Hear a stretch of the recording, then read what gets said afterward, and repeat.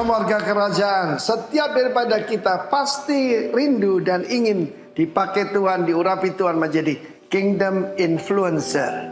Dan terutama saya berbicara pada para bapak di sini, sebab kita tahu untuk memberikan pengaruh di dalam keluarga, suatu pohon tidak lebih daripada akarnya, dan sebuah bangunan tidak lebih kuat daripada fondasinya. Dan fondasinya adalah para bapak-bapak. Firman Allah menunjukkan Kejadian 18, Tuhan berkata pada dirinya sendiri, masakan aku menyembunyikan dari Abraham apa yang akan kulakukan? Rencana Tuhan apa? Dari seorang tua seperti Abraham dan istri yang juga mandul, Tuhan membangun sebuah bangsa. Memang cara-cara Tuhan misterius, saudara ya. Dan Tuhan berkata bahwa Abraham harus memerintahkan. Perhatikan perkataan ini. Zawa itu istilah militer, ya. Seringkali kita mendengar sekarang jangan sikapnya seperti tentara, seperti militer. Anak-anak itu jangan diperintahkan. Sekarang tidak bisa, harus dihimbau, bahkan harus dituruti. No, cara untuk berhasil cuma satu. Seorang bapak harus menjadi pengaruh dalam keluarga lebih dahulu. Dan bulan ini kita berbicara pengaruh di dalam gereja, dalam komunitas, dan di sini berbicara tentang kepada dunia. Dan perintahnya menarik sekali. Memerintahkan apa? Dipilih untuk apa? Diperintahkan pada keturunan itu dan semua yang tinggal di rumahnya untuk menurut jalan yang ditunjukkan Tuhan. Dan sang jalan adalah Kristus dengan melakukan kebenaran dan keadilan. Dan kita tahu bagaimana Tuhan itu Tuhan yang adil. Jarang sekarang khotbah tentang God is a just God. Kebanyakan tentang a good God. Dan kita melihat cara satu-satunya adalah mulai dari diri sendiri. Menarik sekali bahwa kalau menurut standar 1 Timotius pasal ketiga tentang penatua, diaken, dan diaken yaitu pelayan di dalam pelayanan pekerjaan Tuhan, maka syaratnya ini Abraham pun bisa nggak lulus, sebab suami dari satu istri, ya. Dan saudaraku, firman Allah menunjukkan karakter itu diperiksa 9 hal, tetapi kemampuan cuma satu, yaitu cakap mengajar, orang terhormat, tidak boleh double tongue, tidak boleh bercabang lidah, dan juga bisa menjaga rahasia iman, artinya tidak bocor mulut. Banyak orang tidak bisa dipakai karena bocor mulut. Gelas yang paling bagus terbuat dari kristal, kalau bocor juga nggak bisa dipakai, saudara ya. Harus diuji dahulu, bahkan tidak boleh orang yang baru bertobat. Seringkali kalau kita bicara tentang orang yang potensi, seringkali yaitu melihat yaitu achievementnya di dalam perusahaan, di dalam pencapaiannya. Tetapi Alkitab bicara soal karakter. Karunia, seperti saya ucapkan berulang kali, karisma can bring you to the top, but only character can keep you there. Demikian juga tentang istri-istri. Apa hasil seorang suami? Lihat istrinya, lihat anak-anaknya. Tidak bisa dikatakan yaitu pemberontak. Roh yang bekerja di dunia is a spirit of rebellion. Saya ketemu dengan banyak hamba Tuhan yang kelihatan hebat, anak-anaknya tidak ikut Tuhan. Gimana seperti itu, saudara? Itu tidak mungkin, sebab mengetahui pohon itu adalah dari buahnya. Ya toh? Firman Allah berkata, istri jangan pemfitnah. Menarik sekali, pemfitnah di sini adalah diabolos. Diabolos apa? Iblis, saudaraku. Ya, jadi orang suka memfitnah itu, Alkitab mengatakan itu diabolos, itu iblis. Dapat menahan diri, dapat dipercayai dalam segala hal. Yang dituntut dari kita supaya hamba Tuhan, supaya punya pengaruh adalah dapat dipercaya. God bless you warga kerajaan. Become kingdom influencer. Haleluya. Amin. Shalom, selamat pagi semua. Kasih kemurahan Tuhan sungguh luar biasa dan darahnya tercurah buat seluruh kehidupan kita. Memampukan kita menjadi pengaruh bagi bangsa-bangsa untuk meninggikan nama Tuhan lebih dari segala-galanya. Dan kita mau siap pagi hari ini menjadi pengaruh buat dunia ini. Terima kasih Tuhan buat kasih setiamu yang dahsyat dan ajaib. Engkau memilih setiap kami dari segala bangsa Tuhan. Dan kami tahu Tuhan, Engkau memiliki satu tujuan yang luar biasa dalam seluruh kehidupan kami. Kami dipilih untuk memberkati bangsa-bangsa, menjadi pengaruh buat seluruh dunia Tuhan. Dan kami yakin dan percaya oleh kuasa darah-Mu, kami dimampukan, diberikan kuasa dari tempat maha tinggi. Untuk kami mengajar, untuk kami memberikan segala sesuatu pengaruh yang terbaik bagi dunia ini. Mengabarkan Yesus Kristus Tuhan bagi seluruh isi dunia ini Tuhan. Terima kasih Bapa, terima kasih Allah Roh Kudus. Kami mengucap syukur kami boleh tinggal di kota yang diberkati Tuhan. Di kota Jember yang dikasihi Tuhan. Yang dilimpahi berkat dan rahmat Tuhan. Anugerahnya melimpah buat seluruh kehidupan kami. Dan kami boleh diberkati di kota ini Tuhan. Semuanya karena dan kasih dan kemurahan Tuhan yang besar dan dalam seluruh kehidupan kami. Dan kami berdoa buat seluruh pemimpin-pemimpin rohani kami Tuhan. Di Rock International Ministry Tuhan. Kiranya Engkau memberkati semua pemimpin-pemimpin kami. Dari gembala senior kami Bapak Timotius Arifin beserta istri Tuhan. Gembala rayon kami Bapak Ishak Sutanto Latih beserta istri Tuhan. Dan Bapak Gembala kami di tempat ini Bapak Beni Kristanto beserta istri Tuhan. Kami yakin dan percaya Tuhan, kasih dan kemurahan-Mu melimpah atas seluruh pemimpin-pemimpin kami. Dan kami boleh dibawa untuk semakin dekat dan semakin dekat dengan Engkau Tuhan. Di dalam karya kasih dan kuasa-Mu Tuhan. Terima kasih Bapa, terima kasih Allah Roh Kudus. Dan saat pagi hari ini Tuhan, kami semua umat-Mu yang berkemenangan, yang menjadi pengaruh bagi bangsa-bangsa. Kita sama-sama bersiap untuk memuji dan memuliakan nama-Mu. Dan setiap warga kerajaan yang siap untuk memuji dan memuliakan nama Tuhan. Kita sama-sama katakan, amin, haleluya. Semangat di dalam Tuhan, kasih setianya dahsyat dan ajaib. Haleluya. Terima kasih Tuhan Yesus. Haleluya Yesus.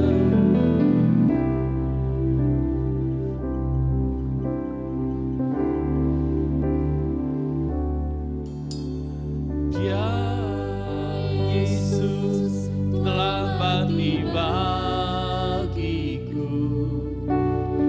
Ya Tuhan selamatkan jiwaku.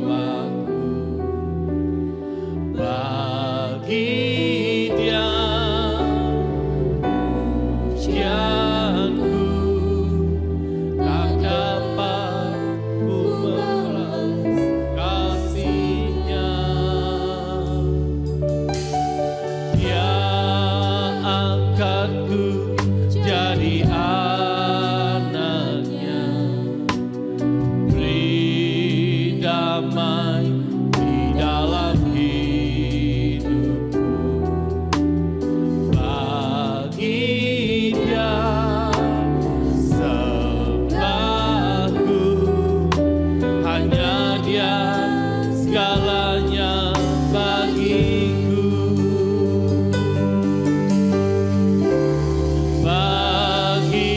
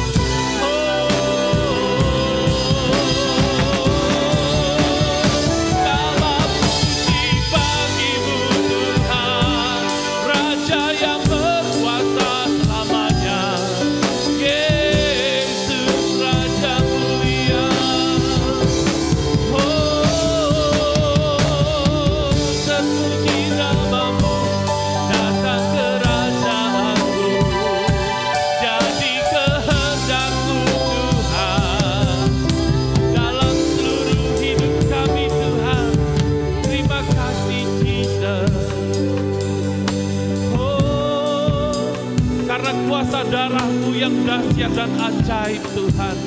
Kami diberikan kuasa untuk menjadi saksi-Mu dimanapun kami berada. Haleluya. Oleh kuasa darah-Mu, Kau telah tebus dosaku. Kekudusan-Mu melingkupiku. Kasih-Mu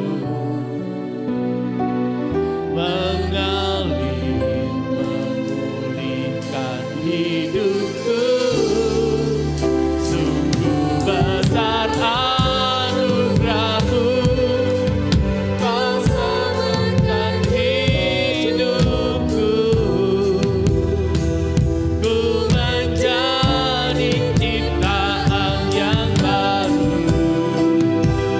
oleh kuasa darah-Mu, oleh kuasa darah-Mu.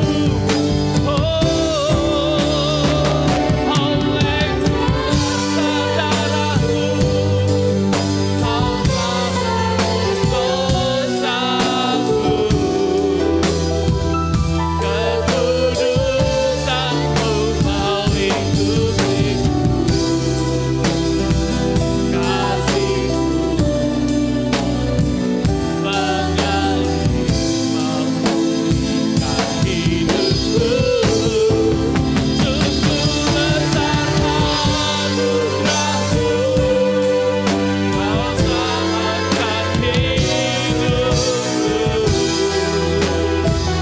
Ku menjadi ciptaan yang baru oleh kuasa darah-Mu, oleh kuasa darah-Mu. Kuasa darah-Mu, Kau telah tebus dosaku. Kekudusan-Mu melingkupiku. Kasih-Mu mengalir memulihkan hidupku. Sungguh besar anugerah-Mu, Kau selamatkan hidupku. Ku menjadi ciptaan yang baru oleh kuasa darah-Mu. Menjadi ciptaan yang baru oleh kuasa darah-Mu. Kau ubahkan setiap kami Tuhan di ciptaan yang baru oleh kuasa darah-Mu. Berikan kemuliaan buat Raja di atas segala raja yang berkuasa selama-lamanya. Oleh kuasa darahnya kita diberikan kuasa, diberikan kemenangan bagi seluruh dunia ini. Haleluya, menjadi pengaruh buat bangsa-bangsa.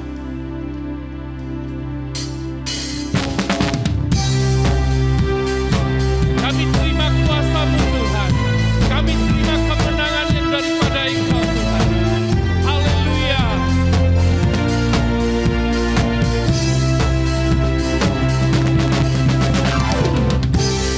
Haleluya Jesus Raja.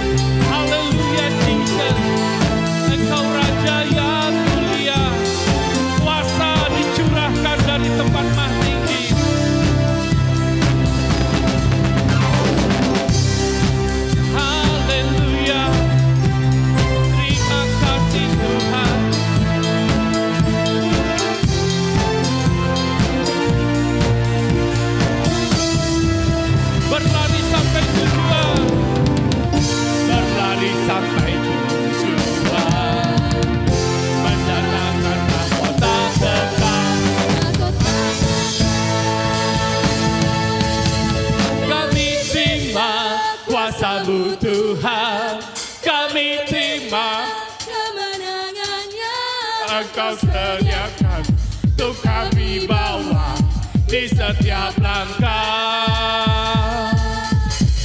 Dimanapun kami berdiri, kemanapun kami kan pergi, di situ pasti mujizat-Mu terjadi. Terima kuasanya. Kami terima kuasa-Mu Tuhan, kami terima kemenangan yang Engkau sediakan untuk kami bawa di setiap langkah. Dimanapun kami berdiri, kemanapun kami kan pergi, di situ pasti mujizat-Mu terjadi. Di situ pasti mujizat-Mu terjadi. Di situ pasti mujizat-Mu terjadi. Haleluya. Tuhan membagi setiap kami untuk menjadi pengaruh bagi bangsa-bangsa. Haleluya Jesus. Kuasa-Mu, kedahsyatan-Mu menyertai seluruh hidup kami sekarang dan selama-lamanya. Haleluya Jesus. Engkau Allah yang ditinggikan, diceritakan kepada segala bangsa-bangsa. Haleluya Jesus. Terima kasih Tuhan. Oh Jesus Raja.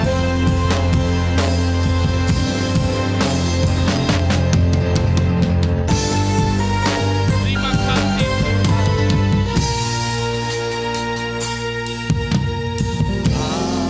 Alam semesta melukiskan kebesaran Tuhan.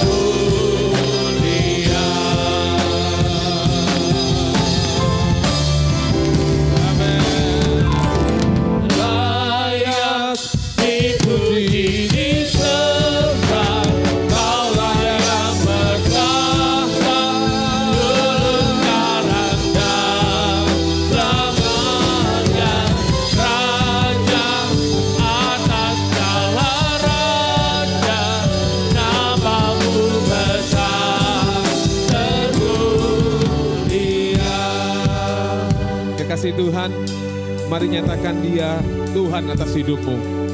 Sebab ketika Dia yang berkuasa atas hidup kita percaya hidup kita ada di dalam tangannya. Angkat tanganmu di hadapan Tuhan.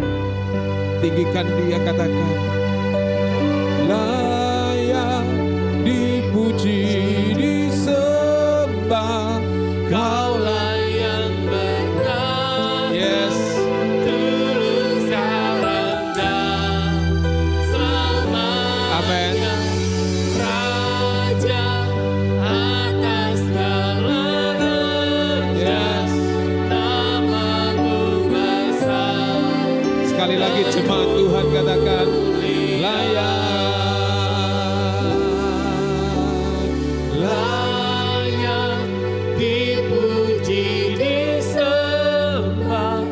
Kaulah yang bertahta, yes. Tulus karena selamanya Raja atas segala raja. Namamu besar termulia. Kirala makasya kanara makaya syadara lama. Syarabah kaya lama taya syadara lama karala lama syadara lama kaya lama.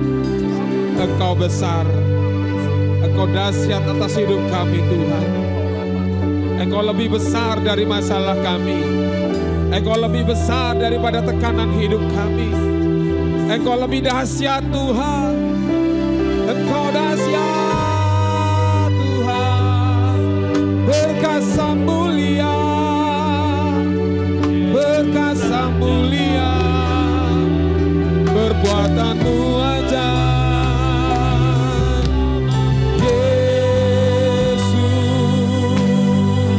Mari tinggikan Dia atas hidupmu. Beberapa saat ini mari tinggikan Dia, agungkan Dia, nyatakan pribadinya atas hidupmu. Haleluya.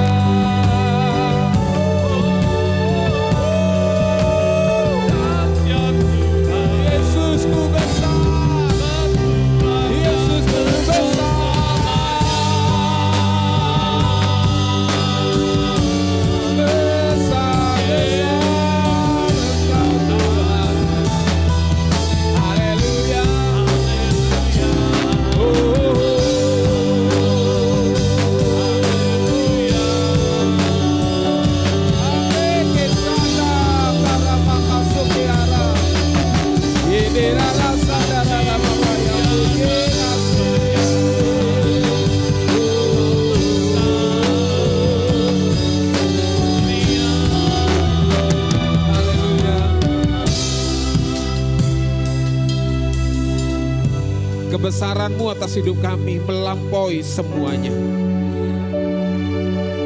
Kami tahu ada banyak alasan dalam hidup ini kami tidak mampu.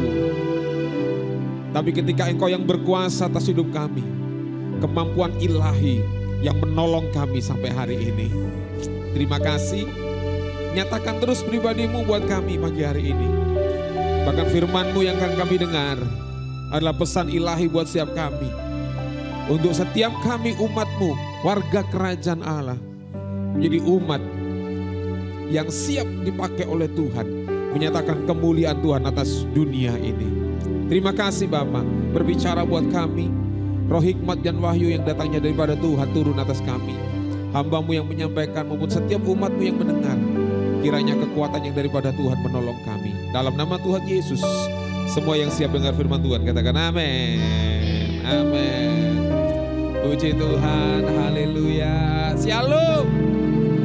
Shalom. Ya, di bulan Agustus ini ada sebuah event yang sangat terkenal dan sangat bersejarah buat bangsa kita, yaitu kemerdekaan. Merdeka! Merdeka! Haleluya. Nah, saudara dikasih Tuhan, di bulan Agustus ini kita bicara tentang leading us influencer in my church. Ya, memimpin sebuah perubahan, pengaruh dalam sebuah gereja. Nah, beberapa bulan ini kita bicara tentang menjadi pengaruh, ya, menjadi pengaruh, menjadi dampak. Dimulai dari setiap kehidupan kita, kemudian keluarga kita, dan kemudian yang lebih besar lagi, saudaraku, kita ada di dalam sebuah komunitas gereja namanya, ya, dalam sebuah komunitas. Nah, saya percaya bahwa kehidupan kita ketika seorang diri, saudara, maka dampak itu tidak terlalu besar. Tetapi ketika kita mengerjakannya bersama-sama dalam sebuah komunitas, maka dampak itu akan semakin luas dan semakin besar. Amin. Nah, oleh sebab itu saudaraku dikasih Tuhan, firman Tuhan berkata dalam Galatia 6 ayat yang ke-10. Mari kita baca dulu ayat ini bersama-sama. Galatia 6 ayat yang ke-10. 1, 2, 3.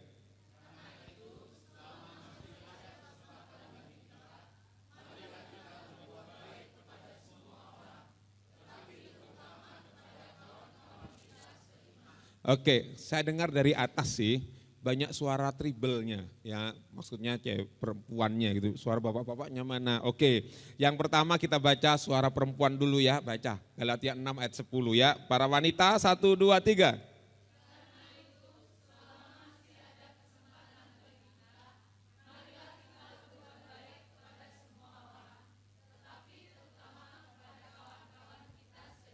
Mari para pria, ya, tunjukkan suaramu. Oke, Galatia 6 ayat 10. 1, 2, 3.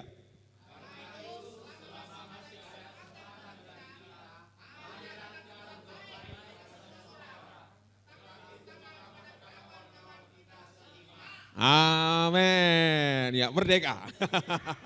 Nah, saudaraku dikasih Tuhan, firman Tuhan katakan dalam Galatia 6 ayat 10 ini, ada kesempatan bicara tentang kairos, waktu Tuhan bagi kita. Setiap kita memiliki kesempatan yang sama.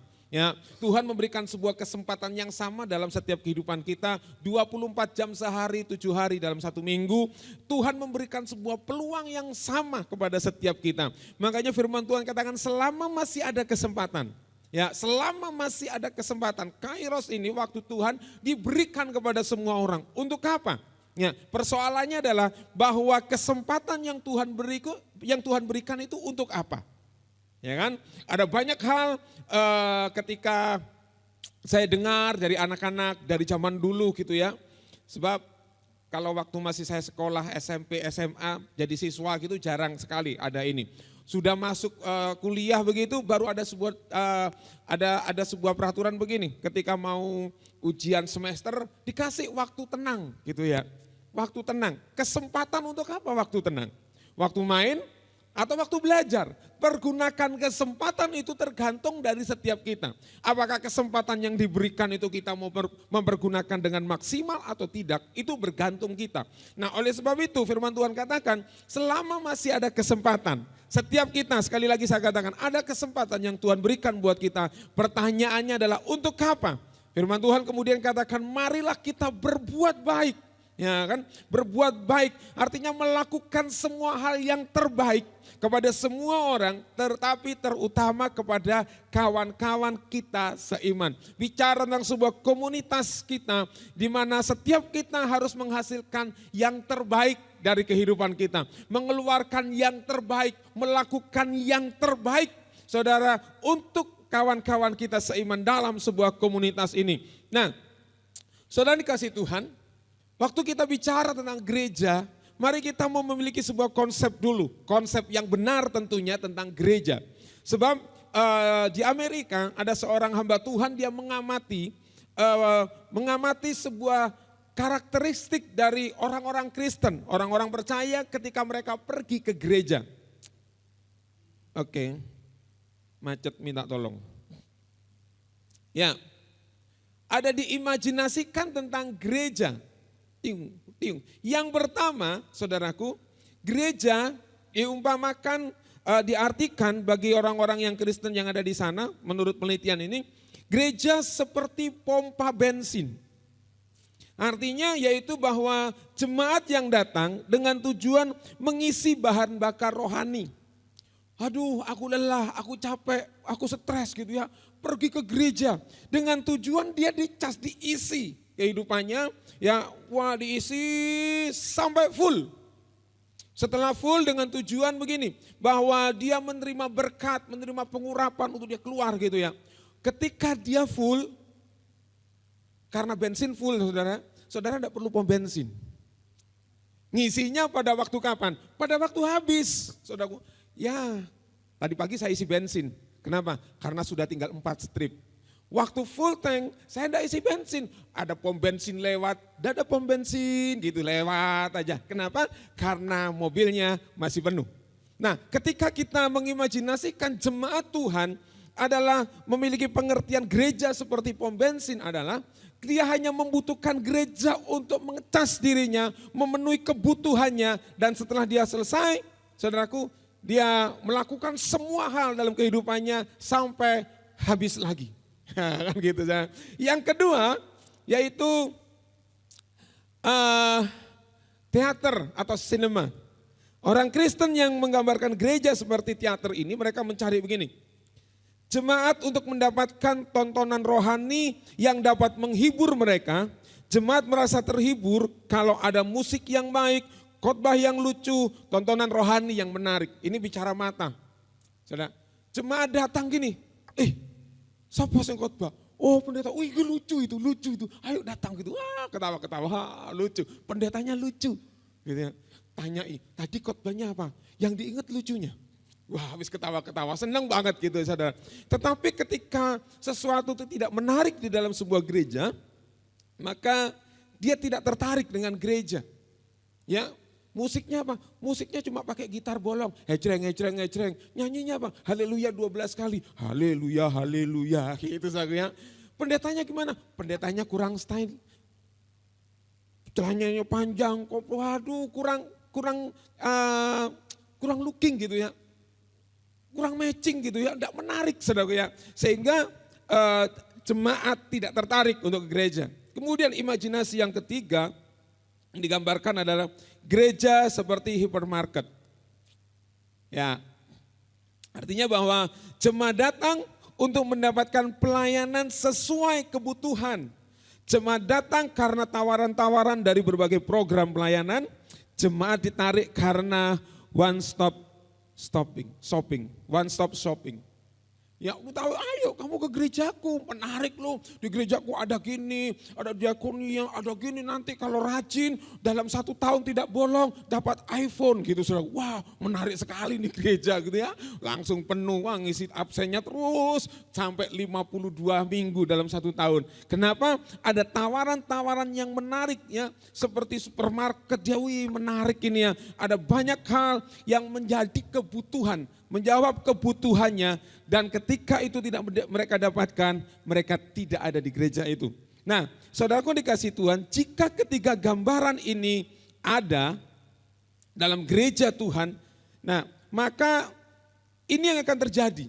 Ini yang akan terjadi. Ketika gambar yang datang dari konsep gereja, jemaat memiliki konsep gereja seperti pom bensin, seperti teater, seperti hipermarket, maka ini yang terjadi. Menjadi gereja yang konsumerisme, ya, yaitu mereka datang menerima, dilayani, diisi, dipuaskan. Sikap konsumerisme ini akan mengakibatkan kemerosotan rohani yang sangat dalam. Kenapa? Karena gereja hanya dijadikan sebuah kebutuhan yang dia perlukan aja. Jadi yang penting terima gitu. Kalau dia tidak bisa menerima sesuatu, dia akan tinggalkan gereja. Yang kedua akibatnya adalah jemaat tidak memiliki komitmen rohani yang tulus dan murni. Konsumen tidak pernah berkomitmen murni. Bila ada tawaran yang lebih menarik, berpindah. Ya, kalau konsumen gitu saudara ya. Kalau di pasar, ini berapa? 1.500. Ini berapa?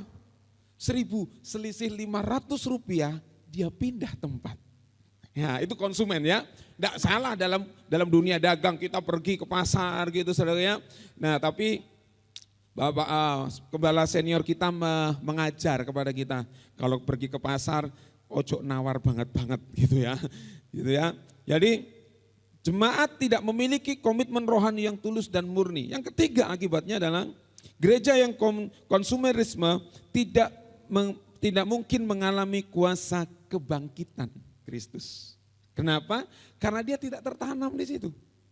Sehingga dia tidak mengalami apa itu kuasa kebangkitan. Nah sekarang saudaraku dikasih Tuhan, Mari kita lihat, gereja itu sesungguhnya apa? Konsep gereja adalah eklesia, katakan eklesia. Matius 16:18 katakan begini, dan aku pun berkata kepadamu, kepada Petrus, engkau adalah Petrus dan di atas batu karang ini aku akan mendirikan jemaatku dan alam maut tidak akan menguasainya. Ini konsep gereja yang didirikan, eklesia yang didirikan oleh Yesus. Saudaraku dikasih Tuhan. Nah, peristiwa ini dilandasi dari Matius 13 ini, saudaraku ya, dari Matius 16 pasal yang ke-16 13. Ya, firman Tuhan katakan setelah Yesus tiba di daerah Kaisaria. Ini cukup menarik, saudaraku ya. Kisah ini, ia bertanya kepada murid-muridnya, kata orang, siapakah anak manusia itu? Nah, saudaraku, sebelum saya lanjutkan, kita melihat bahwa kota Kaisaria yang dipilih oleh Yesus untuk Yesus bertanya kepada murid-muridnya. Ketika Yesus membawa daerah Kaisaria Filipi ini, saudara, ternyata di zaman Babilonia, tempat ini Kaisaria itu merupakan tempat penyembahan dewa Baal. Ya, tempat penyembahan dewa Baal, kemudian pada zaman kerajaan Yunani menjadi tempat penyembahan dewa Pan yang berwujud setengah kambing dan setengah manusia. Dan kemudian disebut sebagai, saya menyebutnya harus hati-hati ini ya, Paneas, ya bukan Pinehas, Paneas gitu ya, dewa Paneas. Pada zaman Romawi didirikan kuil dewa Zeus. Jadi waktu Yesus membawa mereka ke Filipi ini, ke Kaisaria Filipi ini, sebetulnya Tuhan punya sebuah tujuan. Gitu ya. Makanya kemudian Tuhan tanya kepada mereka ini, menurut kamu nih, kata orang, siapakah anak manusia itu? Jawab mereka, ada yang mengatakan begini, Yohanes Pembaptis, ada juga yang mengatakan Elia, ada pula yang mengatakan Yeremia atau salah seorang dari para nabi. Oke. Lalu Yesus bertanya kepada mereka, tetapi apa katamu, siapakah aku ini? Maka jawab Simon Petrus, engkau adalah Mesias. Kemudian kata Yesus begini, kata Yesus kepadanya, berbagailah engkau Simon bin Yunus, sebab bukan manusia yang menyatakan itu kepadamu, melainkan Bapakku yang di surga. 18, dan aku pun berkata kepadamu, engkau adalah Petrus di atas batu karang ini. Ya, di atas penyataan iman ini bahwa Yesus adalah Mesias, Tuhan akan mendirikan jemaatku. Itulah yang dipakai kata eklesia. Jadi pada waktu Tuhan membawa mereka, tujuan Yesus menyatakan dirinya untuk menunjukkan bahwa dia, Yesus dan kerajaannya lebih hebat dari semua dewa-dewa yang pernah ada di daerah Kaisaria. Semua telah hilang, kuil-kuil yang dibangun telah hilang, semuanya tidak ada lagi. Tapi Yesus sedang menyatakan dirinya bahwa ketika dia sebagai Mesias, dia adalah raja dan kerajaannya, itu adalah kerajaan yang hebat, yang tidak lagi dapat digoncangkan. Makanya kemudian Ibrani katakan begini, ketika kita menerima kerajaan yang tidak tergoncangkan, ya kan? Semua dapat digoncangkan, tetapi orang yang menerima kerajaan yang tidak tergoncangkan, dia adalah orang yang tetap tegak berdiri. Yang kedua, tujuan Yesus adalah bahwa Yesus adalah raja segala raja.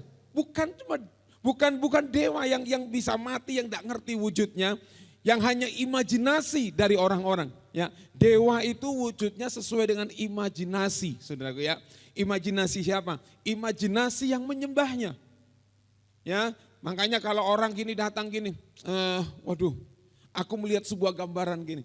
Orang kemudian menyembah pohon yang besar, menyembah tempat-tempat yang seram karena mereka punya imajinasi. Di tempat ini ada penguasa yang besar, penguasa yang luar biasa. Mereka menggambarkannya itu.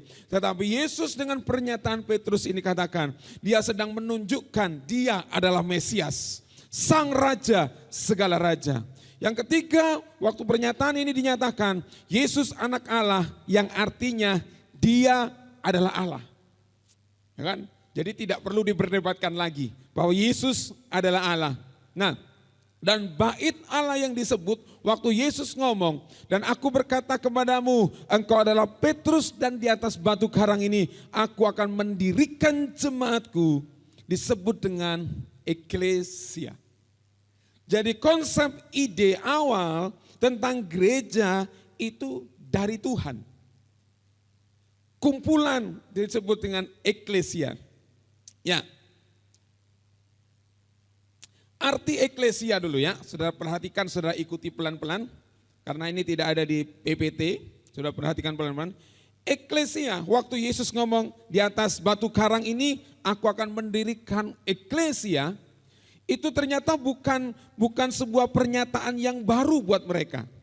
Ya, bukan barang baru. Perkataan eklesia itu sering dipakai. Ya, menurut sejarah katakan gini, kata eklesia sudah dipakai oleh masyarakat itu lebih dari 400 tahun sebelum Yesus. Jadi kalau kita dengar kata eklesia pada waktu itu bukan sesuatu yang baru. Ya, itu bukan bahasa aneh, bukan bahasa yang kita masih mikir ngomongnya. Ya, misalnya kalau ilmu pengetahuan terbarukan, ini terbarukan itu apa? Serius, saya tidak tahu. Waktu itu saya tanya sama Gideon, kamu masuk jurusan apa? Teknik terbarukan. Teknik terbarukan, apa itu terbarukan gitu ya. Masih mikir, saya tanya, minta penjelasan. Oh, terbarukan itu adalah menciptakan energi. Oh alah gitu ya, baru paham gitu ya. Tapi kalau saya ngomong begini, pecel gitu ya. Semua kan dapat nasi pecel. Wah, nasi pecel ada sayurnya, ada tempenya gitu, saya sudah paham kan bahasa itu. Jadi waktu Yesus ngomong tentang eklesia, bahasa ini sudah umum, sudah mereka mengerti. Nah, kata eklesia dalam bahasa Yunani artinya dipanggil keluar. Nah, kata ini saudaraku di eklesia, kata eklesia pada waktu itu dipakai yang pertama, dipakai sebagai sidang raya yang demokratis dari Athena kuno. Ya, ini saya masukkan ini supaya saudara memahami dulu untuk kita masuk tentang pemahaman sebuah gereja. Ya, sidang raya yang demokratis dari Athena kuno yang pada masa tahun 480 sampai 404 sebelum Masehi adalah sidang yang terkenal dan terbuka untuk semua penduduk pria. Syaratnya mereka sudah mengikuti latihan militer atau melayani dalam militer selama 2 tahun. Jadi awal kata eklesia dipakai sebagai sidang yang demokrasi.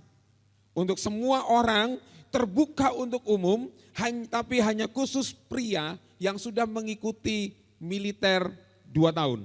Nah, dalam perkembangannya kemudian ya Athena mengizinkan semua orang dapat berpartisipasi dalam sidang ini. Ia tidak membatasi hanya dengan kalangan militer, tapi dari semua golongan. Golongan atas sampai golongan bawah, terbuka untuk umum. Kemudian yang ketiga, dengan perkembangan kata eklesia, sidang tersebut bertanggung jawab untuk menentukan kebijakan perang, strategi militer, memilih strategoi, yaitu memilih apostolos atau rasul-rasul dan pejabat-pejabat lainnya. Jadi waktu mereka rapat ini saudara, mereka menentukan banyak hal yang penting bagi Athena. Yaitu strategi perang, strategi militer, terus memilih pejabat-pejabat. Itu dirunding dalam kata eklesia. Yang keempat kata eklesia mengandung gini, lembaga ini bertanggung jawab untuk mengajukan calon-calon dan memilih pejabat-pejabat pemerintahan. Ya. Jadi dia ngajukan semua supaya waktu kemudian itu dipilih. Bahkan penasehat raja pun dipilih dari eklesia. Saudaraku dikasih Tuhan, waktu Yesus menyatakan ini, kata eklesia, Tuhan punya pengertian begini atas umatnya. Saudara dan saya dipanggil keluar dari kerajaan kegelapan, dibangun menjadi tempat kediaman Allah yaitu tubuh Kristus untuk memerintah bersama Kristus serta memperluas kerajaan Allah. Gereja atau eklesia artinya begini, sebagai partner Kristus, pemerintahan Kristus yang diutus ya ada di muka bumi ini. Jadi saudara dan saya bukan orang biasa ternyata. Waktu Yesus berkata, kamu adalah eklesia, saudara dan saya menentukan nasib sebuah kota. Tidak main-main tugas kita orang percaya. Buat Pak, caranya gimana? Gimana Pak? Kita seringkali begini-begini, caranya gimana? Tapi firman Tuhan katakan waktu Kristus berkata, di atas batu karang ini aku akan mendirikan jemaatku, karena Tuhan punya tujuan yang besar atas hidup saudara dan saya, menjadi partnernya Kristus, partner kerajaan Allah untuk memperluas kerajaannya di muka bumi ini. Makanya ketika kita bicara tentang leading us influencer in my church, bicara tentang hidup kita harus jadi dampak. Kita bukan lagi orang-orang yang biasa. Makanya waktu eklesia yang pertama hanya dibatasi dengan orang yang hanya orang-orang militer, kemudian dibuka luas untuk semua golongan. Saudaraku dikasih Tuhan, masyarakat pada waktu itu digolongkan, golongan atas, golongan menengah, golongan bawah. Ya kan? Tetapi waktu itu dibuka semua dengan sebuah tujuan. Waktu Yesus berkata eklesia, Tuhan ingin melibatkan semua orang menjadi partner kerajaan, memperluas kerajaannya yang ada di muka bumi ini. Amin. Jadi saudara dan saya bukan orang biasa tentunya ya. Lewat apa? Banyak hal kita bisa melakukannya. Ya, sebagai contoh salah satunya. Kita bisa mengambil bagian yang paling kecil. Ya, untuk menjadi dampak. Nanti siang ada acara JFC di kota ini dengan level internasional. Kita ngambil bagian peduli sampah, ya kan? Pikir-pikir ngapain ada petugas sampahnya? Siang lagi, panas lagi gitu saudara ya. Waduh, tahun lalu jam berapa? Jam 12 gitu ya, panas juga sih gitu ya. Pungut-pungut sampah di alun-alun gitu, orang cuma lihatin gini, permisi Pak ngambilin sampah gitu ya. Permisi, sudah selesai makan minumnya, oh sudah diambilin gitu. Orang cuma lihat gini tok gitu ya, wah ini petugas sampah baru gitu ya. Artinya begini, apapun yang kita bisa lakukan. Makanya tadi dalam ayat emas kita, firman Tuhan katakan, berbuat baik kepada semua orang selagi ada kesempatan.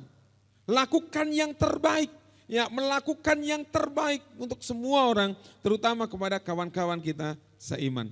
Jadi saudaraku dikasih Tuhan, konsep ini harus ada dalam pikiran kita. Gereja adalah eklesia.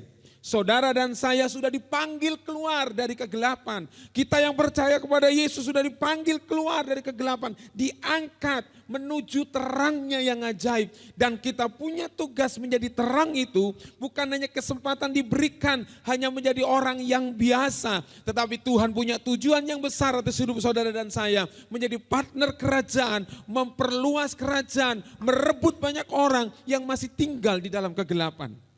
Amin. Ini tugas kita bersama supaya mereka juga melihat terang itu. Nah, saudaraku dikasihi Tuhan, itulah sebabnya yang pertama untuk kita bisa menjadi dampak, ya gereja yang berdampak, kita harus berfungsi. Untuk kita bisa berfungsi, maka yang pertama kita harus mengalami namanya pertumbuhan. Sebab tanpa pertumbuhan kita tidak berfungsi. Sebagai contoh begini. Glory itu lucu banget, saya senang banget. 2 hari terakhir ini dia siang ada di rumah. Saya senang, wah lucu gitu ya. Tapi kalau dia tidak mengalami sebuah pertumbuhan, dia tidak pernah berfungsi. Tapi waktu dia terus bertumbuh, dia bertumbuh, kemudian menjadi anak yang dewasa, dia akan berfungsi. Ya kan, misalnya gini di rumah, misalnya di rumahnya Pak Eko gitu. Dikasih tugas, mulai kasih tugas, nyapu mungkin, ngepel mungkin, dia mulai berfungsi, ada fungsinya. Ya, dia mulai melakukan aktivitasnya, waktu dia sekolah dan lain sebagainya. Jadi saudaraku dikasih Tuhan, yang pertama supaya eklesia berfungsi menjadi dampak, maka saudara dan saya ini bukan sebuah pilihan, tetapi ini memang sebuah keharusan buat kita. Saudara dan saya harus mengalami sebuah pertumbuhan. Katakan pertumbuhan. Kan? Memang tidak seru saudara ya. Supaya berfungsi saudara menerima 7 janji berkat, ya kan. Saya tidak bicara itu pagi hari ini ya. Tapi saya bicara tentang yang pertama, pertumbuhan. Katakan pertumbuhan. Kisah Rasul 2, 46-47, firman Tuhan berkata begini, ayat 46 para pria baca dan 47 para wanita baca. 1, 2, 3.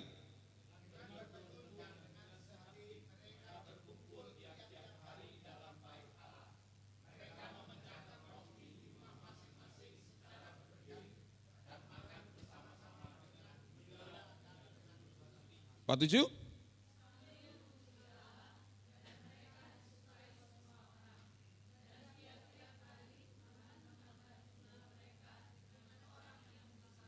Amin. Saudara, ada perkataan yang menarik di sini, ada sebuah kalimat, dengan bertekun dan dengan sehati mereka berkumpul tiap-tiap hari dalam bait Allah. Untuk apa mereka tiap-tiap hari berkumpul? Bukan untuk menggosip, tapi mereka berkumpul untuk untuk supaya mereka mengalami pertumbuhan dalam hidup mereka. Kenapa? Karena mereka yang berkumpul dulunya bukan hanya para rasul. Ketika pencurahan Roh Kudus, kemudian mereka berdoa, ada banyak orang yang mereka melihat kehidupan para rasul dipenuhi dengan Roh Kudus. Kemudian mereka berkumpul bersama-sama, memecahkan roti secara bergilir, dan mereka dengan gembira dan tulus hati mendengar pengajaran itu. Dan ketika mereka mulai mengalami sebuah pertumbuhan, firman Tuhan katakan sambil memuji Allah. Ya, mereka tiap-tiap hari sambil memuji Allah, mereka disukai semua orang. Artinya pertumbuhan mereka, pertumbuhan rohani mereka menjadi sebuah dampak dalam hidup mereka. Mereka disukai orang. Dan perhatikan kalimat ini. Dan tiap-tiap hari Tuhan menambahkan jumlah mereka dengan orang yang diselamatkan. Ketika hidup mereka menjadi dampak, hidup mereka disukai, saudaraku dikasih Tuhan. Istilahnya begini, tidak banyak omong, dia tidak lakukan apa-apa, hidup mereka jadi dampak. Ada banyak orang yang percaya. Mereka belum menginjil keluar. Ini belum ada penganiayaan. Ya, belum ada Saulus, belum, saudaraku. Masih awal-awal di mana gereja mula-mula berdiri, di mana para rasul waktu itu dipenuhi dengan Roh Kudus, kemudian Petrus ditangkap, kemudian Petrus memberitakan tentang kebenaran tentang Yesus Kristus sebagai Mesias. Jadi saudaraku dikasih Tuhan, waktu mereka terus bertekun, bersehati, ada sebuah gaya hidup dalam sebuah pertumbuhan hidup mereka. Dan firman Tuhan katakan, hidup mereka disukai dan Tuhan menambahkan jumlah mereka dengan orang yang diselamatkan. Jadi pada waktu kita mengalami sebuah pertumbuhan, saudaraku dikasih Tuhan, gaya hidup kita, karakter kita pasti mengalami sebuah perubahan. Karena begini, ya pertumbuhan dimulai dari proses kelahiran baru yang menghasilkan perubahan sebuah paradigma. Ya, pertumbuhan dimulai dari proses kelahiran baru. Artinya begini, Yohanes 3 ayat 3 sampai 5 firman Tuhan katakan begini. Yesus menjawab katanya, aku berkata kepadamu, sesungguhnya jika seorang tidak dilahirkan kembali, ia tidak dapat melihat kerajaan Allah. Ya, oke, urutannya adalah begini. Pada waktu seseorang mengerti sebuah kebenaran, dia melakukan namanya pertobatan. Arti dari kata bertobat adalah dia berbalik, bukan 300 ya, 180 derajat. Kalau 360 balik lagi. Lah, aku masih seperti yang dulu. Gitu ya. Tapi dia berbalik 180 derajat. Nah, saudaraku dikasih Tuhan, langkah kemudian adalah, kemudian kata Nikodemus katakan begini, bagaimana mungkin seorang dilahirkan kalau ia sudah tua?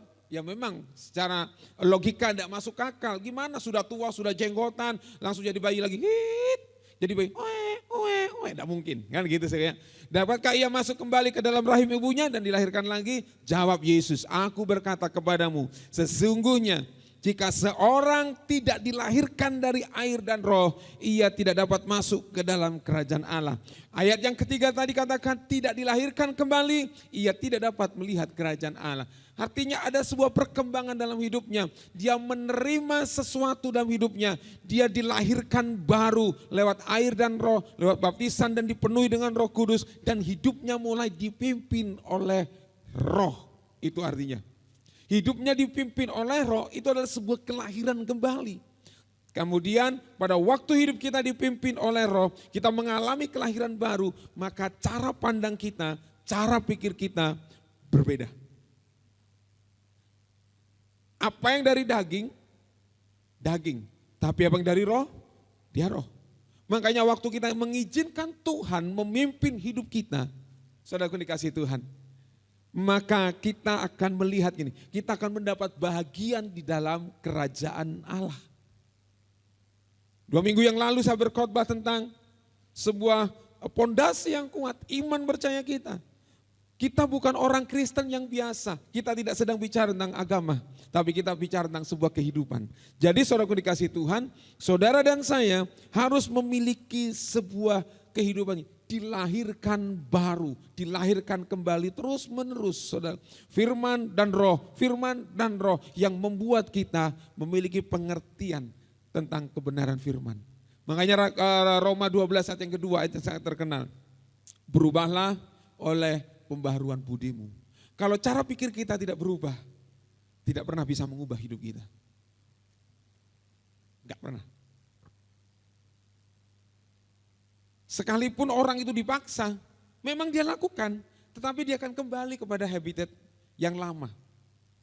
Dipaksa ya dipaksa, tapi kalau dia tidak memiliki sebuah kesadaran dalam hidupnya, pemahaman yang benar dalam hidupnya, dia tidak akan menjadi sebuah gaya hidup dalam hidupnya. Sebagai contoh misalnya begini. Oke. Ada sebuah lagu. Bangun tidurku terus mandi, tidak lupa menggosok gigi. Habis mandi ku tolong ibu. Kan gitu. Membersihkan. Kalau bangun tidur ada yang membersihkan tempat tidur? Atau lagu, waduh kesiangan, wah langsung gitu ya. Mandinya pakai mandi 11 jari. Berangkat gitu ya. Gosok giginya pakai kumur kurung. Kenapa? Kesiangan gitu ya. Makanya saya selalu ngomong sama anak-anak saya ini. Saya akan sidak kamar kalian. Jangan berantakan ya kan. Gitu ya. Nah saudaraku dikasih Tuhan, coba dengar ini. Kalau itu hanya menjadi sebuah peraturan tanpa sebuah pengertian. Ketika itu di dalam rumah ada yang mengawasi sih. Diawasi sama mamanya. Ayo. Saya dulu saudara waktu jadi full timer. Baju di gantungan dinding itu hanya dibatasi 3. Maksimal 3. Entah itu celana panjang pokoknya 3.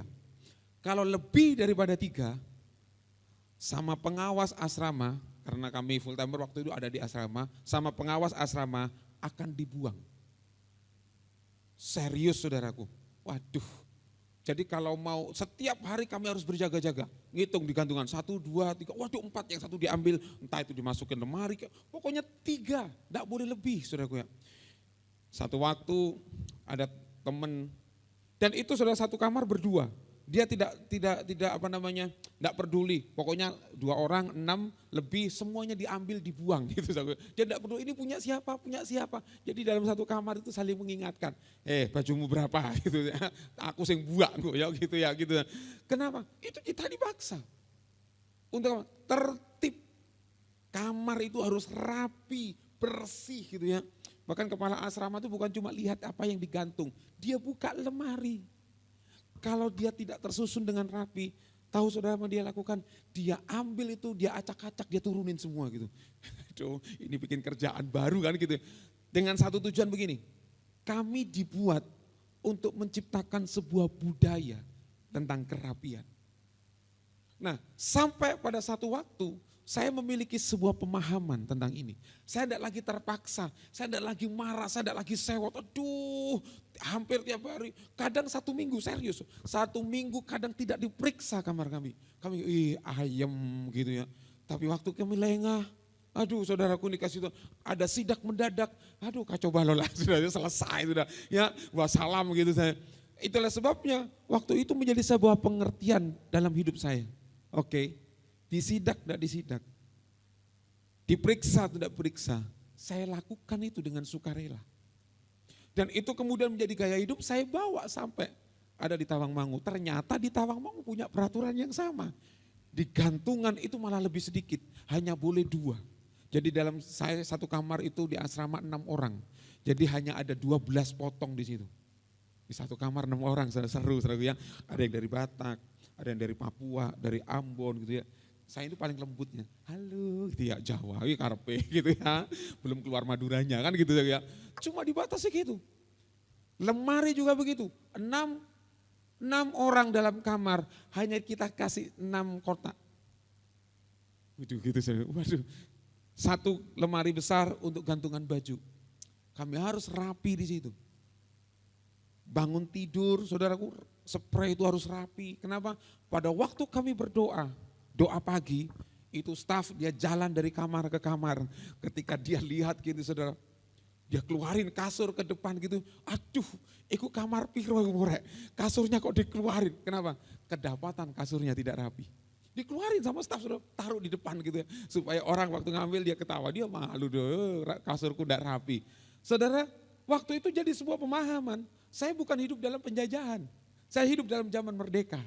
Saya tidak dijajah oleh peraturan, tapi saya hidup. Karena itu budaya, makanya harus dengan menghasilkan paradigma dulu.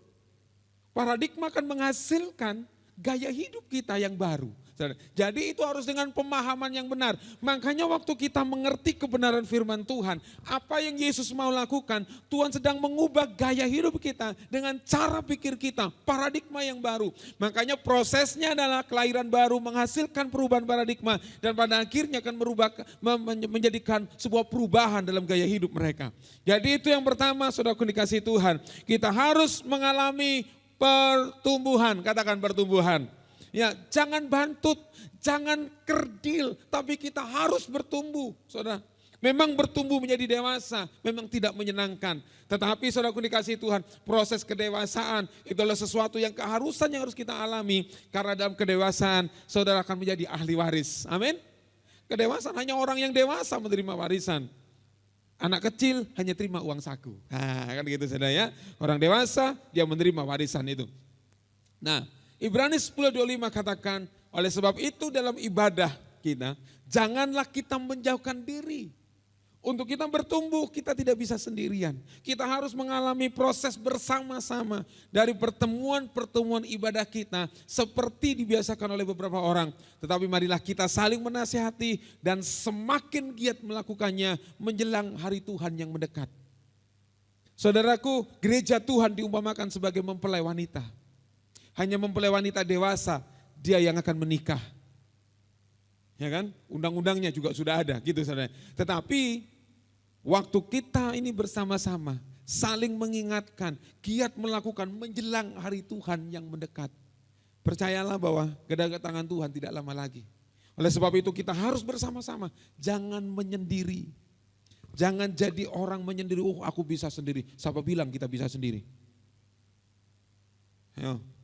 Mandi sendiri, ya harus mandi sendiri saudaraku ya.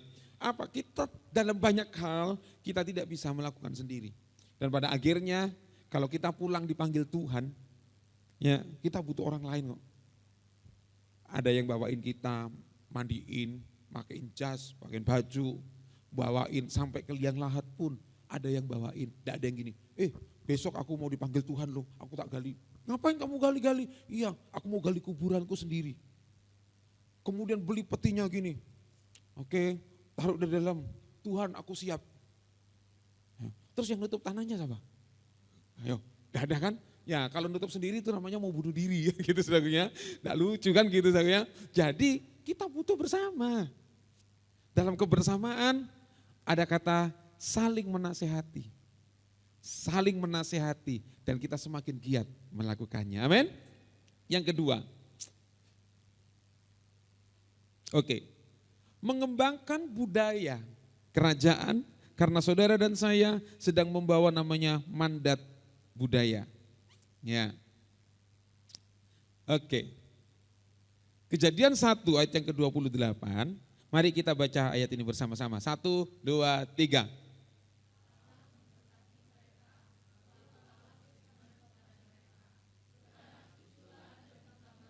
Lebih keras lagi.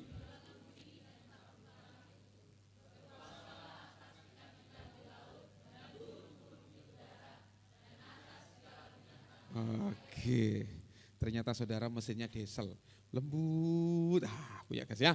Ya, Allah memberkati mereka, Allah memberikan kemampuan dalam hidup mereka.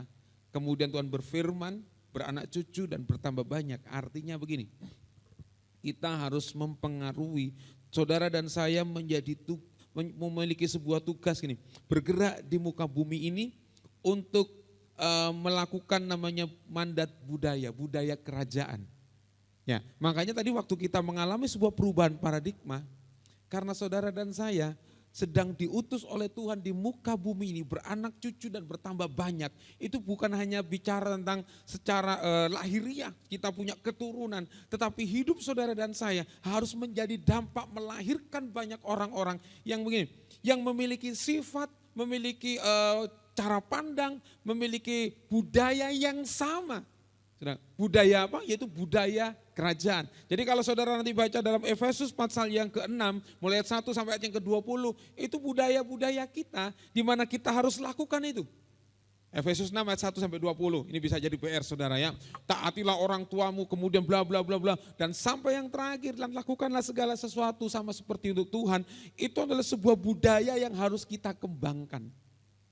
Nah, jadi karena kita asalnya sama dari kerajaan Allah, maka budaya yang kita bawa harusnya sama.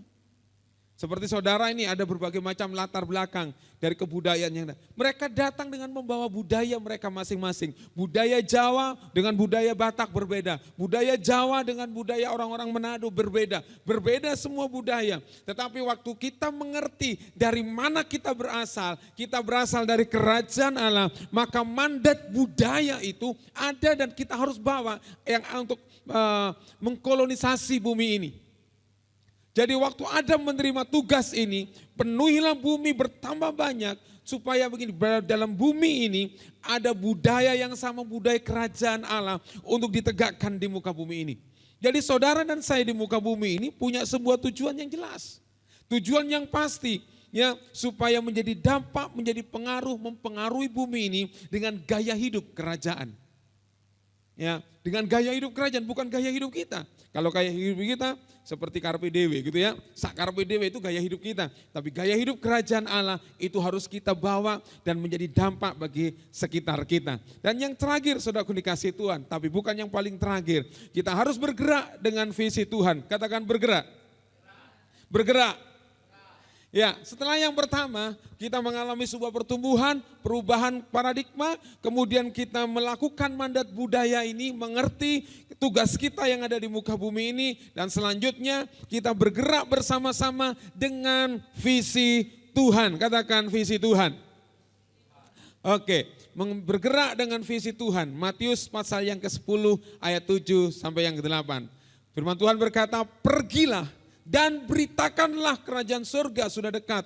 Sembuhkanlah orang sakit, bangkitkanlah orang mati, tahirkanlah orang kusta, usirlah setan-setan. Kamu telah memperolehnya dengan cuma-cuma, karena itu berikanlah pula dengan cuma-cuma. Ini ada sebuah peristiwa, Tuhan memanggil murid-muridnya, dia mengurapi mereka dan mengutus mereka. Dan diutus gini, pergilah dan beritakanlah kerajaan surga sudah dekat.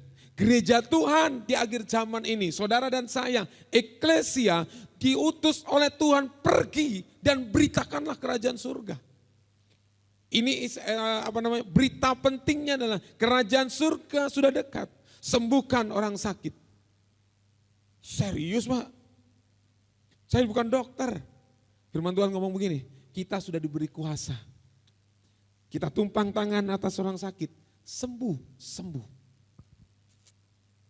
Usir setan-setan. Dalam nama Tuhan Yesus kita punya kuasa. Ya, kita punya kuasa untuk usir saudara. Jangan saudara diusir sama setan. Ya kan? Sering sekali bolak-balik ngomong ini, di gereja aja kita sok jago. Kita buat iblis gemetar.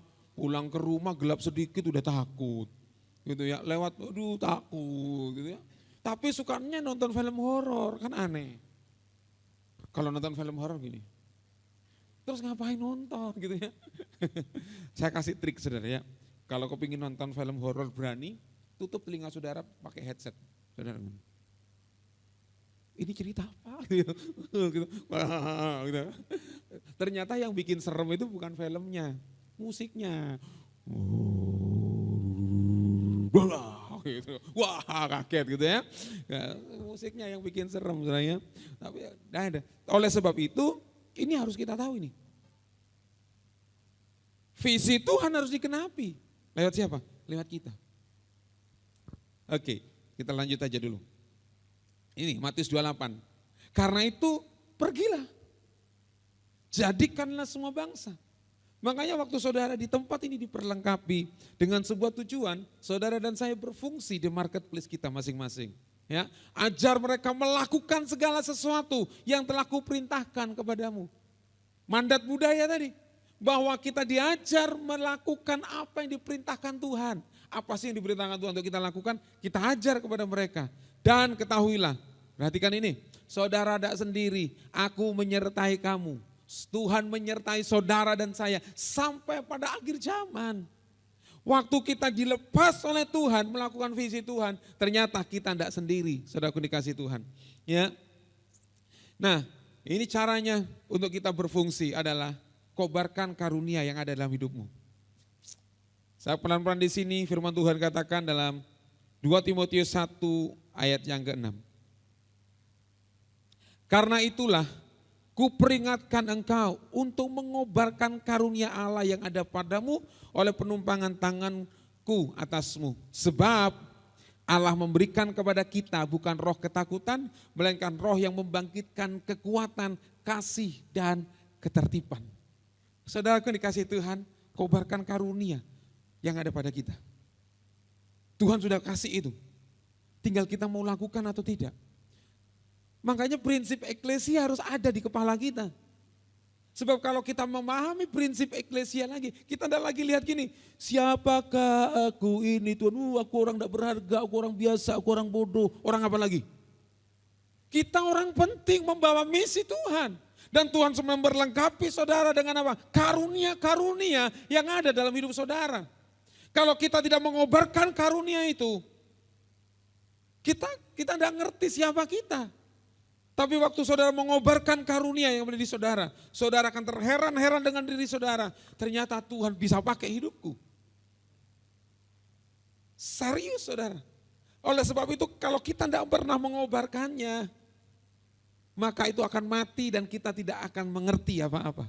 Tapi waktu kita belajar seperti ini, waktu Paulus ngomong kepada Timotius, kobarkan karunia yang ada padamu. Saudara akan dikasih Tuhan. Ya, kita harus kobarkan itu.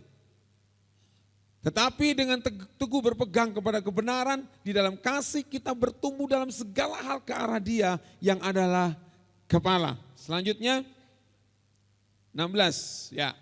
Daripadanya lah seluruh tubuh yang rapi tersusun dan diikat menjadi satu oleh pelayanan semua bagiannya, sehingga dengan kadar pekerjaan tiap-tiap anggota menerima pertumbuhannya dan membangun dirinya dalam kasih. Ayat 17, mari kita baca bersama-sama. 1, 2, 3.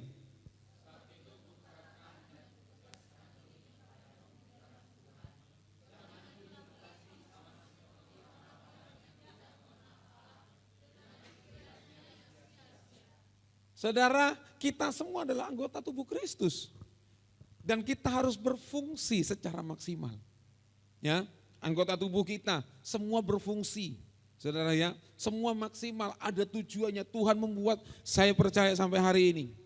Ya, Tuhan selalu punya tujuan yang besar atas hidup kita. Amin. Alis memang untuk wanita adalah sebuah keindahan.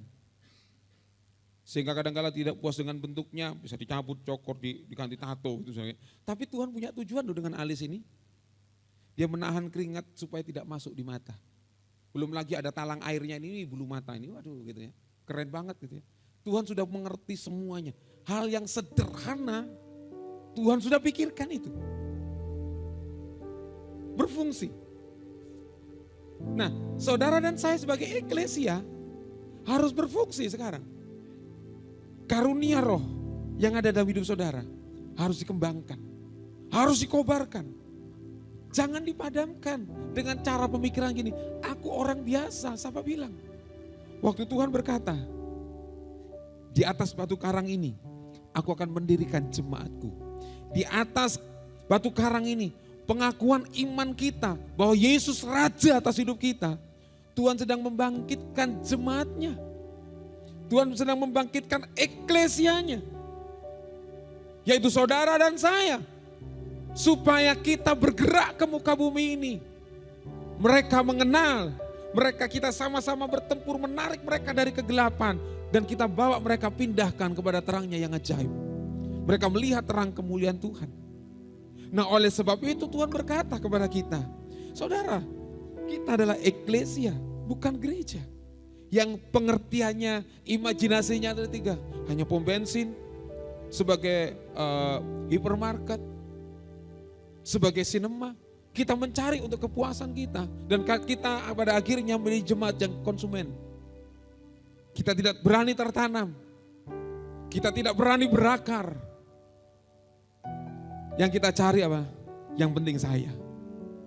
Padahal Tuhan ciptakan begini. Saudara dan saya ada di tempat ini.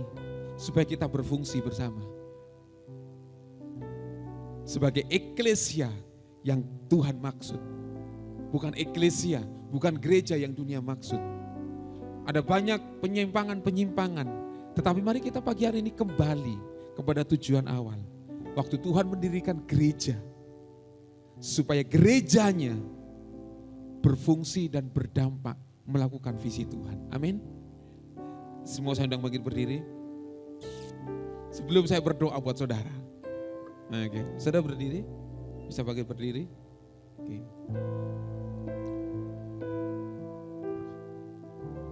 Bangku depan dan belakangnya bisa berhadapan-hadapan. Demikian misalnya 1 sama 2, 3 sama 4 gitu saudara ya. Berhadapan-hadapan. Nah gitu ya. Oke, sudah mengerti. Oke. Jadi bangku 1 ketemu dengan bangku nomor 2. Oke, bangku 3 akan ketemu dengan bangku 4. Nggak pasangan enggak apa-apa dulu. Oke, tunggu instruksi. Yang penting berhadapan dulu. Berhadapan. Oke. Ya, kalau boleh perempuan-perempuan, laki dengan laki kalau boleh. Ya, jadi kalau pasangannya berbeda bisa ditukar gitu ya. Oke. Oke. Oke ya. Oke. Kalau sudah lihat, jangan merem, jangan tutup mata. Pandang orang yang ada di depanmu baik-baik. Ya, kasih senyum yang terbaik. Oke. Oke, sudah? Oke. Oke. Kalau sudah begini. Oke. Pak Johan bisa sama Elo sendirian. Atau Pak Vero, ada Pak Vero. Ya. Udah, saya kasih keleluasaan, cari pasangan boleh, cari pasangan. Oke. Kalau sudah begini, waktu saudara pandang wajah saudaramu, oke. Dengar ya, sudah ketemu pasangannya masing-masing ya. Oke. Setelah itu gini. Dengar baik, renungkan begini. Impresi apa yang Tuhan taruh dalam hatimu buat orang yang ada di depanmu? Oke. Kalau sudah ketemu, doakan, silakan.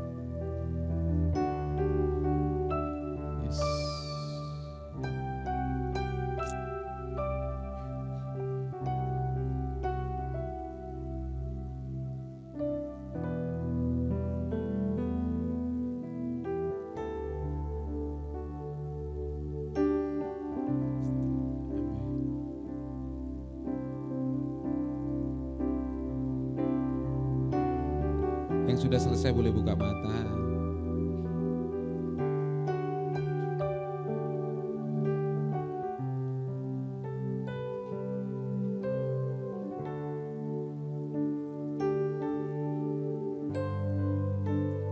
Oke.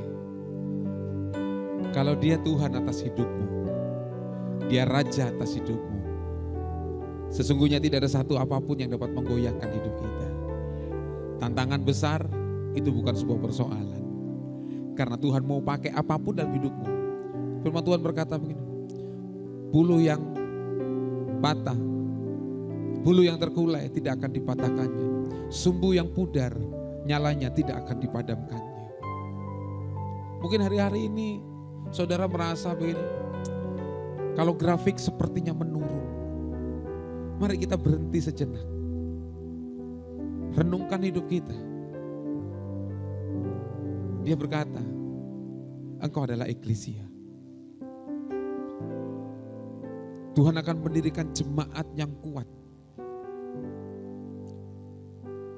Tuhan akan mendirikan jemaat yang kuat. Sebab engkau akan Tuhan pakai. Tetap berdiri tegak dalam segala badai. Dan Tuhan akan mengutus engkau menjadi dampak dimanapun engkau berada. Terima kasih Tuhan. Hamba-Mu sudah selesai menyampaikan apa yang seharusnya hamba-Mu sampaikan. Dengan keterbatasan hamba-Mu meteraikan dengan kuasa Roh Kudus-Mu, supaya setiap kami pagi hari ini kami boleh dibangun menjadi eklesia di akhir zaman ini, untuk menjadi alat Tuhan menyatakan kemuliaan-Nya. Terima kasih Bapa. Dalam nama Tuhan Yesus. Haleluya. Amin. Saudara yang tadi sudah menerima impresi, didoakan, jangan dilupakan. Saudara renungkan baik-baik. Wah, ini suara Tuhan. Ya. Kalau saudara masih belum mengerti, seperti Maria, simpanlah dalam hati. Ya, simpanlah dalam hati dan tetap merenungkannya. Ya, Maria itu waktu dia lihat pernyataan dari para malaikat, dia simpan dalam hati sampai dia melihat pada akhirnya bahwa semua yang dikatakan itu digenapi. Amin. Puji Tuhan, kita akan masuk dalam perjamuan kudus. Bagi Bapak Ibu, bagi saudara yang sudah dibaptis secara selam, saudara yang belum menerima roti dan anggur, saudara bisa angkat tangan, nanti saudara akan dilayani. Kalau sudah, saya undang semua bangkit berdiri. Tapi sebelum kita melakukan perjamuan kudus, kita akan membaca pengakuan iman dari GBI. Ya, karena kita ada di bawah organisasi Gereja Bethel Indonesia. Ini adalah pengakuan iman kita. Dan setiap kita yang ada di dalamnya adalah setiap kita mempercayai apa yang kita akan katakan pagi hari ini. Kita akan mulai bersama-sama dengan sebuah kalimat, aku percaya bahwa seterusnya ya. 1, 2, 3. Aku percaya bahwa Alkitab adalah firman Allah. Allah yang Esa itu Tritunggal adanya. Yesus yang lahir, mati, bangkit dan naik ke surga adalah juru selamat, pengantara kita dan raja segala raja. Manusia berdosa harus bertobat dan beriman agar diampuni, dibenarkan dan dilahirkan baru, lalu dibaptis secara selam dan hidup suci. Bahasa roh adalah tanda awal baptisan Roh Kudus. Gereja melakukan perjamuan kudus dan meyakini kesembuhan ilahi. Tuhan Yesus akan datang kembali, bangkitan tubuh, kerajaan 1000 tahun, hukuman kekal dan hidup kekal. Amin. Ya, puji Tuhan. Terima kasih Bapak yang baik. Kami akan masuk dalam perjamuan kudus pada pagi hari ini. Sucikan dan layakkan akan setiap hidup kami. Menguduskan roti dan anggur yang biasa ini, sebab di dalamnya kami menaruh iman dan pengharapan, kami bersekutu dengan tubuh dan darah-Mu. Terima kasih Bapa. Mari kekasih Tuhan, angkat roti di tangan kananmu tinggi-tinggi melebihi kepala kita, sebagai tanda penghormatan kita kepada Tuhan.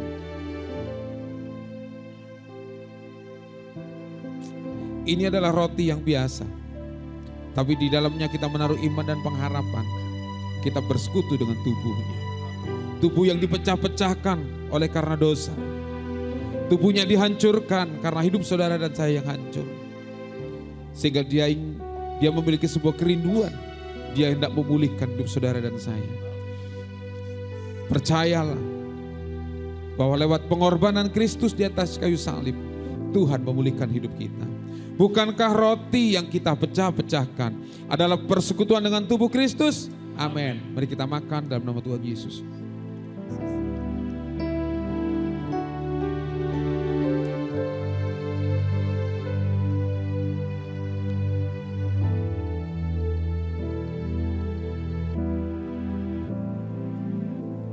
Mari kita angkat cawan di tangan kita, kanan kita tinggi-tinggi melebihi kepala kita.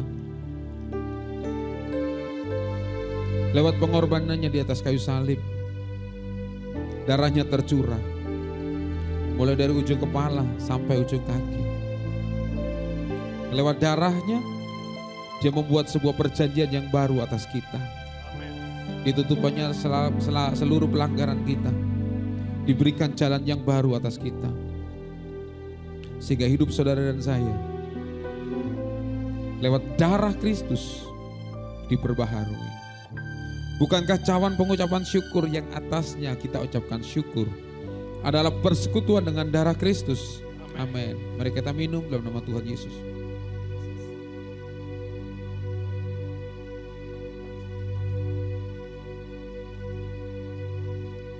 Letakkan cawan di bangku saudara.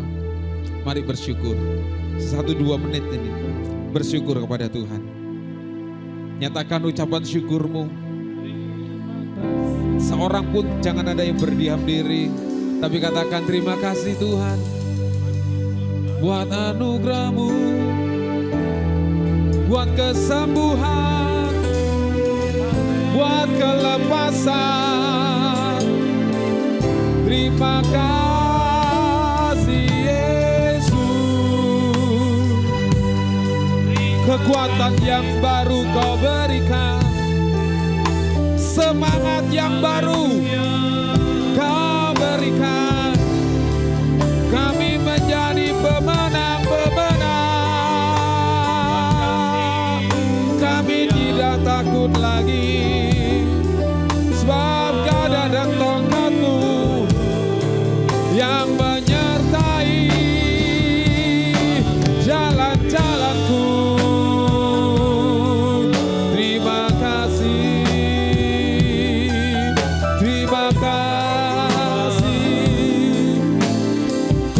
Takut berjalan dalam lembah, berjalan dalam air. Ku tidak takut karena ku tahu Engkau besertaku. Haleluya. Kebenasemu.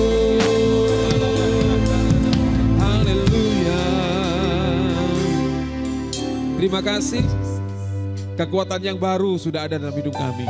Amin. Terima kasih, karena kami adalah eklesia di akhir zaman untuk menyatakan kuasa kerajaan atas bumi ini. Terima kasih Tuhan, meteraikan semua apa yang sudah kami perbuat pagi hari ini. Perjamuan kudus menjadi sebuah pengikat, meterai buat setiap kami. Kami hidup di dalam perjanjian-Mu Tuhan. Dalam nama Tuhan Yesus, haleluya. Amin.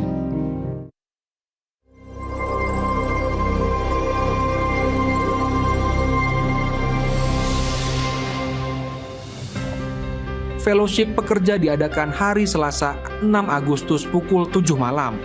Bertempat di Perum Gunung Batu D12, seluruh pekerja wajib hadir. Komunitas kerajaan atau KK diadakan setiap hari Kamis dan Jumat di wilayah masing-masing. Mari kita bersama-sama membangun komunitas kerajaan ini dengan saling mendukung, berbagi pengalaman, dan bertumbuh dalam iman. Untuk informasi lebih lanjut mengenai KK, Anda dapat menghubungi Rock Center atau Bapak Adi Chandra. Doa pagi diadakan setiap hari Sabtu jam 5 pagi.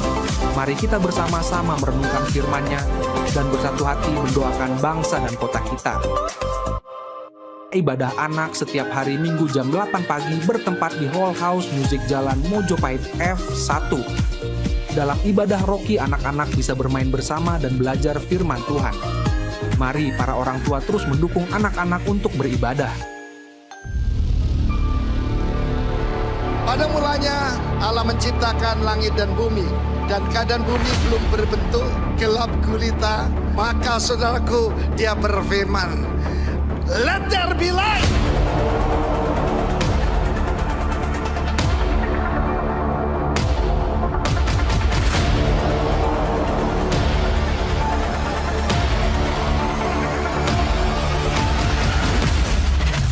Yesus tidak berkata kamu pelita kecil.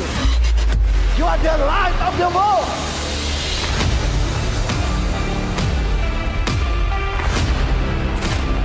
Positional righteousness is instant. The moment you believe, He declares you righteous. Many hunger and thirst for revival. Many hunger and thirst for a move of God. But not so many hunger and thirst for a righteous life. Jesus says a city on a hill cannot be hidden. You may ignore it, you may dislike it, you don't want to have anything to do with it, but it cannot be hidden. It's telling you we're here, we represent something, we're shining.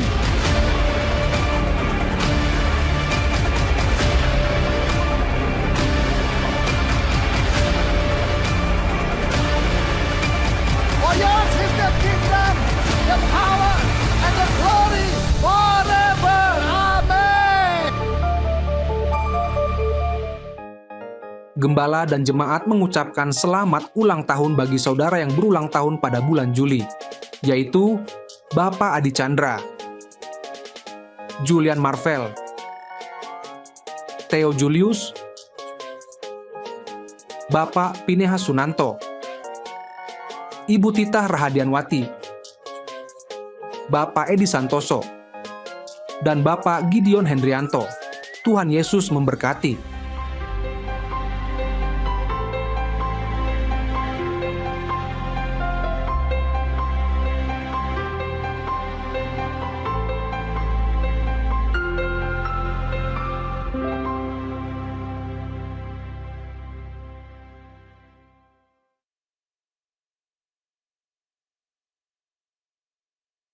Mari yang nama-namanya sudah disebut, silakan maju. Yang berulang tahun di bulan Juli, atau yang namanya tidak disebut tapi ulang tahunnya bulan Juli boleh masuk, masuk ya. Maju, silakan.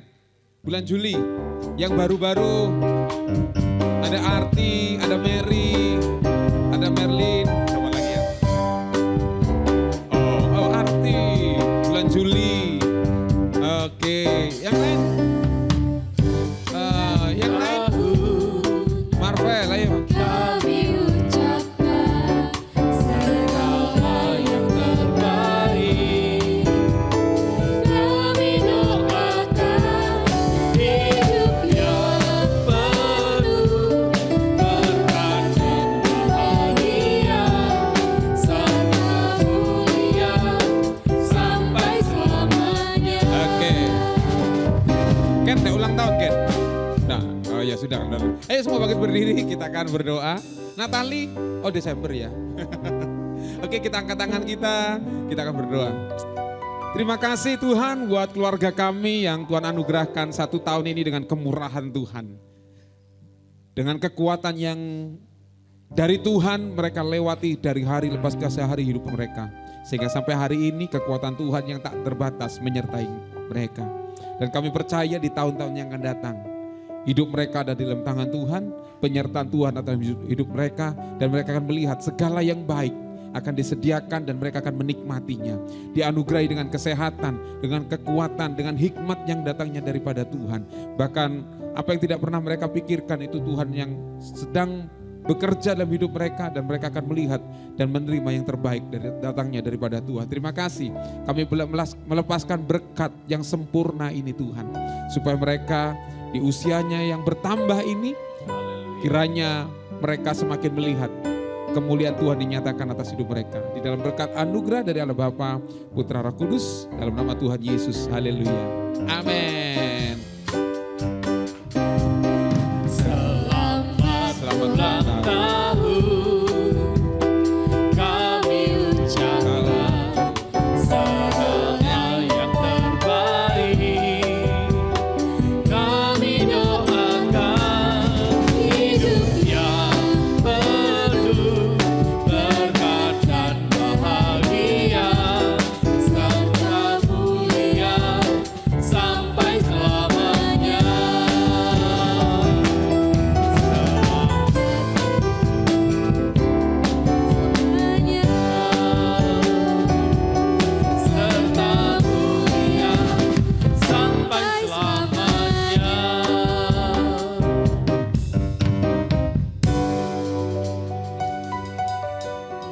saya dan seluruh jemaat mengucapkan selamat datang kepada Bapak Ibu Saudara sekalian yang baru pertama kali beribadah di tempat ini. Kepada Saudara Doli, Saudari Sona,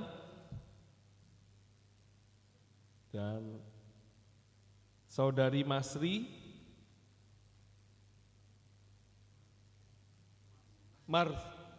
Marsia, Maisya,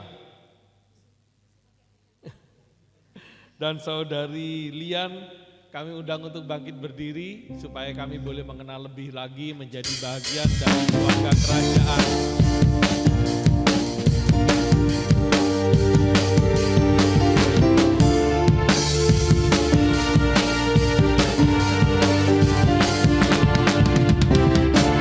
Welcome to the kingdom. Mari kita sambut anak-anak raja.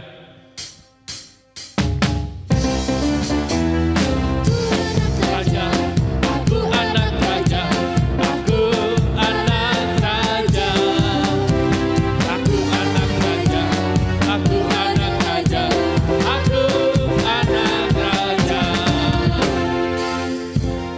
Mari para orang tua bisa maju ke depan untuk berdoa bagi putra-putrinya. Demikian juga saudara yang beribadah secara online. Ayo dekap anak saudara, perkatakan iman. Saya mengundang seluruh jemaat untuk sama-sama mendukung apa yang para orang tua doakan. Tuhan, terima kasih pada pagi hari ini Tuhan. Kalau setiap orang tua Tuhan diberi kesempatan untuk menanamkan nilai-nilai-Mu di gereja ini Tuhan, buat anak-anak kami ini Tuhan. Terima kasih Tuhan, bahwa pada saat mereka dididik takut akan Engkau Tuhan, Engkau yang menjadi Allah mereka, baik itu di masa lalu, di masa sekarang, maupun yang akan datang. Kalau Engkau sudah memberkati mereka di masa-masa yang lalu, kami percaya juga Tuhan, di masa-masa ini Engkau juga yang menutup bungkus anak-anak kami, Engkau yang melindungi tumbuh kembang mereka, Engkau perhatikan Tuhan apa yang mereka butuhkan, baik di dalam kebutuhan sehari-hari, di dalam sekolah mereka Tuhan, Engkau yang mencukupinya Tuhan. Dan kami juga percaya Tuhan, Engkau Allah di masa depan bagi mereka Tuhan. Mereka adalah orang-orang yang luar biasa di masa depan. Kami melihat dengan iman bahwa mereka adalah pemimpin-pemimpin masa depan Tuhan. Amin. Apapun yang mereka kerjakan selalu mengalami keberhasilan dan keberuntungan di dalam Engkau Tuhan. Sehingga kehidupan mereka menjadi berkat bagi banyak orang dan nama-Mu dipermuliakan Tuhan. Terima kasih Tuhan, di dalam nama Yesus kami mengucap syukur, haleluya. Amin. Amin. Puji Tuhan, ini adalah minggu yang pertama di bulan Agustus ini. Kita akan membawa bersama-sama persepuluhan kita. Kita percaya bahwa waktu kita mengembalikan persepuluhan kita sedang mendeklarasikan bahwa Dia adalah Tuhan yang memelihara, yang menyertai pekerjaan tangan kita, apapun keadaannya. Kita percaya bahwa penyertaan Tuhan itu sungguh luar biasa atas hidup kita, amin. Dan kita percaya bahwa lewat persepuluhan ini kita menyatakan iman percaya kita kepada Tuhan. Bagi Bapak Ibu Saudara yang sudah mempersiapkannya, saya juga membawa persepuluhan saya bersama-sama dengan saudara. Saya undang untuk bangkit berdiri, kita akan berdoa bersama-sama. Terima kasih Tuhan buat segala berkat yang terbaik yang sudah Tuhan berikan atas hidup kami. Pagi hari ini hamba-Mu bersama dengan seluruh jemaat Tuhan membawa persepuluhan kami di rumah-Mu. Kami mendeklarasikan Tuhan adalah Raja atas hidup kami, pemelihara hidup kami. Sehingga pekerjaan tangan kami, apapun yang kami hadapi, kesulitan-kesulitan yang kami hadapi, tapi kalau sampai hari ini kami menang, itu semua karena Tuhan. Itulah sebabnya kami membawa dengan penuh sukacita Tuhan. Dan kami percaya janji-Mu digenapi atas hidup kami. Kau menjauhkan daripada kami belalang pelompat, yang sehingga setiap hidup kami boleh menikmati yang terbaik yang Tuhan berikan atas hidup kami. Terima kasih Tuhan, kami membawa persepuluhan kami ini dengan rasa syukur dan rasa sukacita di dalam nama Tuhan Yesus Kristus. Haleluya. Amin. Mari kita bawa.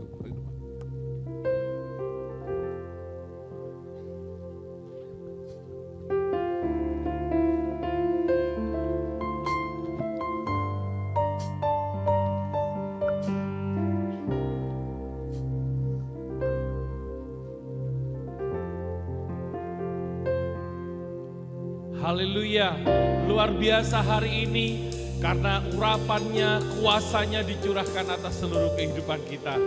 Dan penyertaan Tuhan sungguh sempurna dan ajaib. Kita akan pulang saat pagi hari ini kita terima kuasa Tuhan menjadi segala-galanya dalam kehidupan kita. Haleluya Jesus. Oh, kami mengucap syukur Tuhan.